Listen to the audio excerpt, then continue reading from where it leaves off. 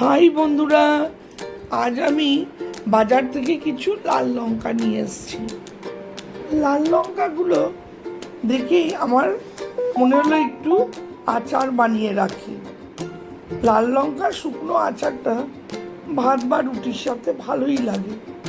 প্রথমে লঙ্কাগুলো ছোট ছোট করে কেটে নিয়েছি। যেহেতু ছোট লঙ্কা খুব ঝাল হবে তাই বীজগুলো একটু ফেলে দিয়েছি।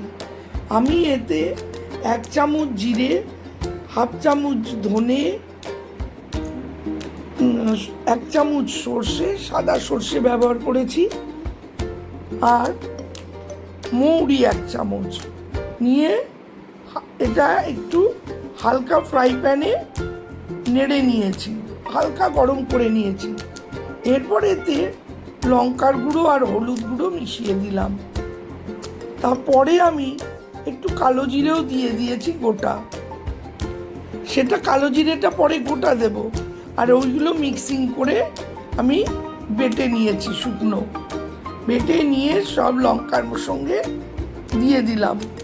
এরপরে এতে একটু নুন দিয়ে দিয়েছি।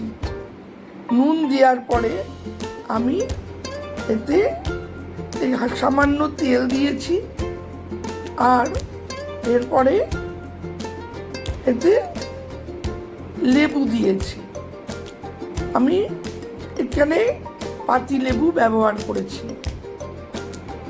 দিয়ে এটা আমি 3-4 দিন একটু রোদে দিয়ে দিয়েছি। এটা একটু মাঝে মাঝে রোদে দিলে ভালো হয় অবশ্য। যাই হোক, এইভাবে বানিয়ে আমি এটা রেখে দেবো। এটা 7-8 দিন ভালো মতোই চলবে, বেশি দিনও হয়ে যাবে সেইভাবে মাঝে মাঝে রোদে দিয়ে রাখলে।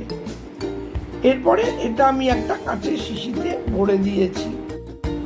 আমি বলতে ভুলে গিয়েছি, প্রথমে যখন আমি মিক্সিং করলাম ওই মিক্সচার মশলার মধ্যে আমি সামান্য পরিমাণ হিং ব্যবহার করেছি। হিংটা দিলে খেতেও সুন্দর হয় এবং ভালো থাকে আচারটা। এইভাবে আপনারা খেয়ে আমাকে কমেন্টসে জানাবেন। আমাকে নতুন যারা আছেন সাবস্ক্রাইব করে দেবেন এবং লাইক শেয়ার করবেন। কেমন লাগলো অবশ্যই জানাবেন। আমার ভিডিওটা দেখে অবশ্যই সাবস্ক্রাইব করবেন। বাই।